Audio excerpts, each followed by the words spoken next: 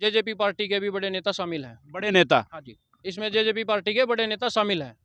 तो उन्होंने भी कुछ पैसे वैसे लिए होंगे हाँ, ऐसे? पैसे लिए हैं, नहीं तो ऐसे थोड़ा हो जाएगी कि जब एप्लीकेशन दे रखी, तहसीलदार को दे रखी, डीसी को दे रखी, एसपी को दे रखी, हर एक जगह एप्लीकेशन दी हुई है, फिर भी रजिस्ट्री हो रही है, धड़ल्ले से हो रही है। ऐसे थोड़ा हो जाएगी कोई। सीताराम जी, एक बात आपने कही थी कि कोर्ट में केस पानीपत में 14 एकड़ भूमि का पैसे लेकर रजिस्ट्री करने का मामला सामने आया है, जिसमें कोर्ट में बाकायदा केस है, बावजूद इसके जो है कि उस जमीन की रजिस्ट्री हो जाती है। फिलहाल हमारे साथ जो है कि सीताराम जी मौजूद है, जो बताएंगे इस पूरे मामले को लेकर के क्या कुछ जानकारी इनके पास है। जी बता दीजिए एक बार। क्या? नमस्कार जी। जी नमस्कार, बता दीजिए एक बार क्या कुछ जानकारी आपके पास है। सर, मैं गाँव नौलथा रहने वाला हूँ, मेरा नाम सीताराम है और मैं उस ज़मीन पे जो 14 एकड़ ज़मीन है, उस पे गया हुआ था प्लॉट लेने के लिए कि वहाँ पे नई कॉलोनी कटी थी। तो मैं वहाँ गया तो वहाँ पे मेरा उनके साथ थोड़ा डिस्ट्रीब्यूट हो गया, जो वहाँ पे बंदे बैठे हुए थे। तो उन्होंने उस 14 एकड़ की जो मेरे साथ डिस्ट्रीब्यूट हुआ, उसके बाद मैंने उस ज़मीन के ऊपर केस कर दिया कि इसकी रजिस्ट्री नहीं होगी, वो अवैध कॉलोनी के रूप में थी। तो फिर उन्होंने क्या किया, थोड़े दिन केस ऐसे ही पड़ा रहा, तो उसके बाद उन्होंने उस 14 एकड़ की ज़मीन की अलग-अलग हिसाब से मतलब पैसे दे के उसकी रजिस्ट्री करवा ली। मैंने उसकी कॉपी जो हमने केस कर रखा है, तहसीलदार को, एसडीएम को, डीसी को, एसपी को, डीएसपी को, एसएचओ को, हर एक जगह दी हुई है। फिर भी उस ज़मीन की 14 किल्ले की जो है, जो 14 एकड़ ज़मीन है, उसकी मेरे सुनने में आई है कि 3-3 लाख रुपए एक्स्ट्रा देके जब उसकी रजिस्ट्रियाँ अपनी घरवालियों के नाम करवा ली गई है। ठीक है? और उस पे एग्रीकल्चर के नाम पर वो रजिस्ट्रियाँ कराई गई हैं, लेकिन अभी भी उस ज़मीन पे कॉलोनियाँ कटी हुई हैं। जाके बाकायदा मौके पर देखा जा सकता है। नहीं, फिर उसको अनअप्रूव्ड कैसे, अनलीगल कैसे कह सकते हैं आप, बता दीजिए। अनलीगल ये कह सकता हूँ कि ना तो अप्रूव्ड कॉलोनी है, ना तो वो कागजों में कहीं है। हम्म। वो कॉलोनी, वो जो ज़मीन है जिस पे कॉलोनी कटी हुई है, वह अभी भी कागजों में एग्रीकल्चर की ज़मीन है, खेती करने के लिए। खेती-बाड़ी की ज़मीन है वो। लेकिन उस पे अभी भी अब कॉलोनी काट के मकान बनाए हुए हैं। इसका आप जाके मौके पर मुआयना कर सकते हो। अच्छा, इस मामले में डीडीपी विभाग को भी शिकायत दी थी आपने? मैंने सब जगह दे रखी है। जी। ठीक है जी, मैंने कम से कम 10 जगह ये एप्लीकेशन दी हुई है। बावजूद कार्रवाई नहीं हुई। बावजूद कार्रवाई कुछ नहीं हुई है। रजिस्ट्री ऐसे हुई है, धड़ल्ले से हुई है। इसमें स्टाम्प ड्यूटी जबकि किला 1 करोड़ 60 लाख रुपया खरीद रखा है और रजिस्ट्रियाँ हुई हैं केवल एग्रीकल्चर ज़मीन के नाम पर 70 लाख रुपए के हिसाब से। इससे स्टाम्प ड्यूटी की चोरी है, इससे सरकार को ही नुकसान है। रेवेन्यू का लॉस हो रहा है। हाँ जी, रेवेन्यू का लॉस हो रहा है। हम्म। ठीक है जी। और उसके बाद एक तो ऋषिपाल है जिसने अपनी घरवाली के नाम ज़मीन करवाई है। उसके बाद एक रविकांत है जिसने अपनी घरवाली के नाम ज़मीन करवाई है। और जी एक रीमा है, उसने अपने नाम करवाई है, जो कि मनोज की घरवाली है। इसमें और भी है जो इसमें ऐसे करवा के ज़मीन अपनी घरवालियों के नाम है, एग्रीकल्चर की ज़मीन है, लेकिन कॉलोनी काटी हुई है इसके ऊपर। बड़ा आरोप लगा रहे हैं कि 3-3 लाख रुपए लेकर के जाकर रजिस्ट्री हो गई है। हाँ, हाँ। कौन लोग हैं जो इस काम को करवा रहे हैं, बता सकें कुछ? इसमें मेरे सुनने में आई है कि इसमें कोई जेजेपी पार्टी के भी बड़े नेता शामिल हैं। बड़े नेता? हाँ जी, इसमें जेजेपी पार्टी के बड़े नेता शामिल हैं। तो उन्होंने भी कुछ पैसे वैसे लिए होंगे हाँ, ऐसे? पैसे लिए हैं, नहीं तो ऐसे थोड़ा हो जाएगी कि जब एप्लीकेशन दे रखी, तहसीलदार को दे रखी, डीसी को दे रखी, एसपी को दे रखी, हर एक जगह एप्लीकेशन दी हुई है, फिर भी रजिस्ट्री हो रही है, धड़ल्ले से हो रही है।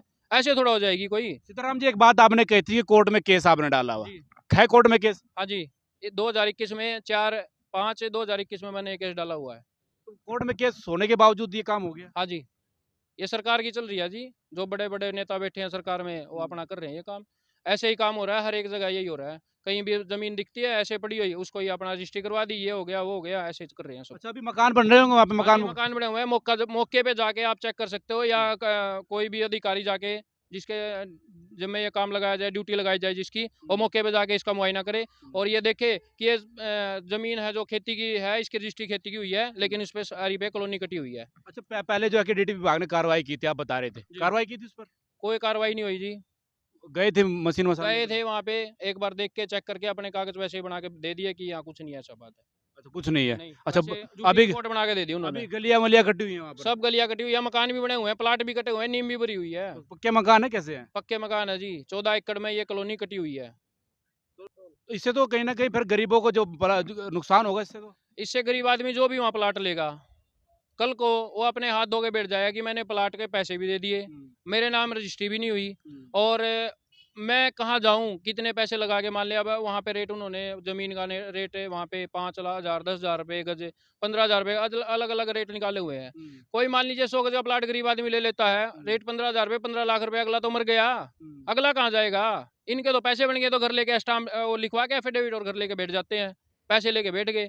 क्या हो गया, 50,000 छोड़ दिया मालिक के पास, 50,000 भाई तू जब दे दिया, जब तेरी रजिस्ट्री होनी कौन यहाँ? तो टुकड़ों में रजिस्ट्री नहीं होगी। टुकड़ा में रजिस्ट्री नहीं होगी, वो ऐसे ही सीधी रजिस्ट्री करवा रखी उन्होंने अपनी। तो ये तो बड़ा बड़ा खेल चला हुआ इसका मतलब। बड़ा बड़ा चारों तरफ से घेर के बंद, मतलब ये पार्टीबाजी होके, और जो बड़े बड़े नेता ऊपर बैठे हुए हैं, हर बार यही होता है कि गरीब आदमी इन नेताओं के जरिए या प्रॉपर्टी डीलरों के जरिए ऐसे ही दबके रह जाता है। फिर धमकी दे देते हैं, मैं तेरे को ऐसे कर दूंगा, मैं तेरे को गोली मार दूंगा, मैं तेरे को वो कर दूंगा। जब मैंने केस डाला था, जब मेरे घर तक, मेरे गांव तक गए हुए हैं बंदे, धमकी देते थे मेरे को धमकी देने के लिए, कहते हैं राजीनामा कर ले, पैसे ले ले, ऐसे कर ले, वैसे कर ले। मैंने कुछ नहीं किया, ना मैंने राजीनामा किया, ना आप मैंने पैसे लिए। हक सच की लड़ाई लड़ रहे हाँ, हैं। मैं हक सच की लड़ाई लड़ रहा हूँ, गरीबों के उसमें हूँ मैं, पक्ष में। गरीब आदमी जो वहाँ प्लाट लेगा वो फंसेगा। मैं कह रहा हूँ कि कोई भी वहाँ पर प्लाट ना ले, और इधर रखे हैं तो अपनी रजिस्ट्री करवाए वहाँ। देखता हूँ मैं कौन रजिस्ट्री करवाता हूँ वहाँ पे। तो आप तो क्या इसमें तो फिर गरीब आदमी मरेगा, पैसे उसको मिलेंगे नहीं, रजिस्ट्री होंगी नहीं। इसमें कौन लोग इन्वॉल्व हो सकते हैं इनमें? इसमें एक तो सोनीपत के एक दो बंदे हैं जो डीलर हैं, सोनीपत के हैं, और जो पानीपत के बंदे हैं वो इन्वॉल्व है इसके अंदर। वो बड़े बड़े हैं, अच्छी बाटी पैसे है उनके पास है, वो जमीन को खरीद लेते हैं, पैसे दे के रजिस्ट्री करवा लेते हैं। अप्रूव करो कॉलोनी को, अप्रूव करके काटो कॉलोनी को। हम कम मना करते हैं, काटो तो पता तो लगे अप्रूव करने में कितना पैसा लगता है। वो सारा पैसा सब अपने आप हजम कर लेते हैं। 3-3 लाख रुपए कौन लेगा? 3-3 लाख रुपए जो हुए हैं रजिस्ट्री के, जो हुई है रजिस्ट्री प्रति एकड़ के हिसाब से 3 लाख रुपए जो दिए गए हैं, मेरे सुनने में आई है, वो एक किस्म से रिश्वत दी गई हुई है। किसको किसको? ये नहीं मेरे को पता कहाँ पे दी हुई है, कहाँ पे नहीं दी है। मेरे को ये पता है, सुनने में आई है कि 3-3 लाख रुपए जो है प्रति एकड़ के हिसाब से रजिस्ट्री में दिए हुए हैं। ये पुख्ता जानकारी आपके पास? पुख्ता मेरे पास जानकारी है इस चीज़ की। कुछ एविडेंस भी होगी इसके आपके पास? एविडेंस होगी, जब जरूरत पड़ेगी, मौका पड़ेगा, मैं एविडेंस भी दिखा दूंगा। दिखा देंगे। दिखा दूंगा मैं। फिलहाल जो है कि बड़ा घोटाला चला हुआ है। 3-3 लाख रुपए लेकर के जो है कि 14 एकड़ की भूमि के जो है कि रजिस्ट्री कर दी गई है, और बावजूद कोर्ट में केस है। और जैसे आपको बता रहा हूँ कि जनता के लिए बड़ी समस्या होने वाली है। जो लोग वहाँ पर प्लाट ले रहे हैं उनके लिए ये समस्या बन जाएगी कि बाद में वो रजिस्ट्री नहीं करवा पाएंगे। अभी जो है कि कभी बयाना मर जाएगा, कभी पैसे जाने के बाद फिर वो मकान बनाएंगे तो डीडी विभाग तोड़ देगा जा करके। ये गरीबों के लिए बड़ी समस्या होने वाली है। जो लोग वहाँ पर प्लाट खरीद रहे हैं उनके लिए बड़ी समस्या होने वाली है। फिलहाल अभी तक के लिए बस इतना ही। बने रहे मेरे साथ।